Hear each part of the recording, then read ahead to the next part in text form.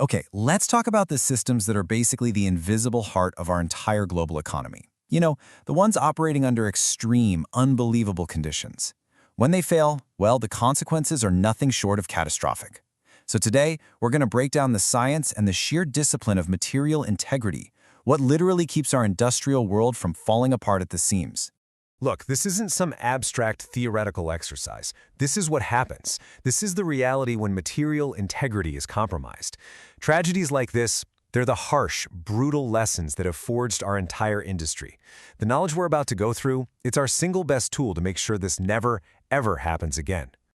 So why this intense, almost obsessive focus on materials? It's simple, really. Because every single failure, whether it's a tiny pinhole leak or a disaster that levels an entire refinery, starts with one thing: a material reaching its absolute limit. Understanding this isn't just for an exam. It is the fundamental responsibility of anyone who sets foot in this field. $1.5 billion.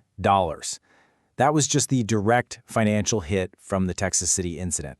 And that number, as staggering as it is, doesn't even come close to covering the damage to the reputation, the lost production, or, and this is the most important part, the devastating human cost. And that's really the bottom line here. Material selection isn't just one item on a long checklist. It is one of the most critical decisions you will ever make in engineering. The entire safety of a facility, its value, its ability to operate, and the lives of every single person inside it, it all rests on these foundational choices. All right, so to make the right choice, you've got to know your tools. Think of these materials as the absolute workhorses of the industry. Let's take a look at what they are, what they're built to do, and more importantly, the specific enemies they're designed to fight off. This right here, this is your primary toolkit. Carbon steel, that's your go-to, your default for general use. It's strong and it's cost-effective. But the second you introduce a corrosive chemical, you immediately pivot to stainless steel. Now, for the crazy high temperatures you find inside boilers, only Chrome-Moly alloys have what it takes to resist creep. And as we look to the future, with things like high-pressure hydrogen storage, advanced composites are becoming absolutely essential.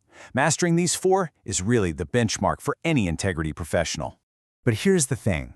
Choosing the right material, that's just the beginning of the story. From the very moment that piece of equipment goes into service, that material is under a constant, relentless assault from the very things it's designed to contain.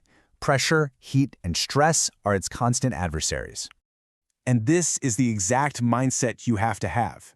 You can't be passive and just wait for something to happen. Your job is to be proactive, to anticipate exactly how a component is going to be attacked over its entire lifetime. You have to know the enemy before it even shows up to the fight. So, let's meet these enemies. These failure mechanisms, they aren't random acts of nature. No, they are predictable, they are understandable, and they are absolutely manageable, but only if you know exactly what you're looking for. First up is corrosion.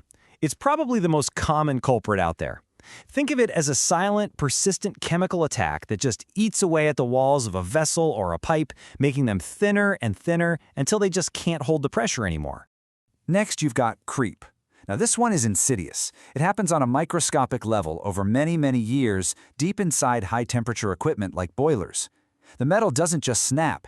It slowly, permanently stretches under that combined load of intense pressure and heat. Eventually, it just deforms so much that it ruptures. This is exactly why those Chrome-Moly alloys are so vital in those environments. Then there's fatigue. Now, this isn't about one single massive event. It's about the damage that adds up from thousands, sometimes millions, of normal operational cycles. You know, like bending a paperclip back and forth. Each little bend adds a tiny bit of damage until all of a sudden it just snaps. Same principle, much bigger consequences. So here's how it happens. It all starts with normal, everyday cycling. At points where stress is concentrated, tiny, microscopic cracks start to form. And with every single cycle, those cracks grow, just a little bit. It's a slow, silent process, almost impossible to detect until you hit that tipping point. At that moment, the material that's left just can't take the load anymore, and the result is a sudden, catastrophic failure. And finally, we have stress corrosion cracking, or SCC. Think of this as a uniquely dangerous cocktail.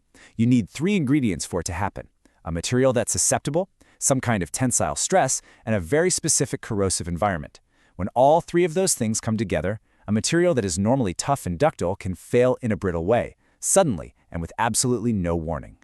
Okay, so knowing the materials and knowing their enemies, that's the foundation. But how do you take all that knowledge and actually translate it into a defensible, safe, and correct decision on a real project out in the real world?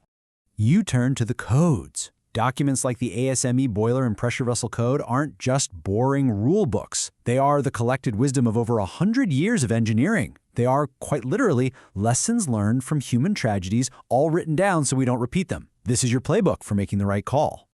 Let's make this really practical. On the left, you've got a high-temperature steam pipe. So what's the number one threat? It's got to be creep. Your choice, guided by the ASME code, is a Chrome-Moly alloy. Now on the right, a chemical storage tank holding something corrosive. The primary threat? You guessed it, corrosion. Your choice is a corrosion-resistant stainless steel. See? This is how the knowledge connects directly to the decision you have to make. And that really brings us to the final and most crucial point. The codes, they provide the map. But it's your experience, your judgment that reads the terrain. Because every real-world situation has nuances a book could never capture. In the end, that judgment call rests with you, the integrity professional. You have the knowledge. The only question left is, are you prepared to make the call?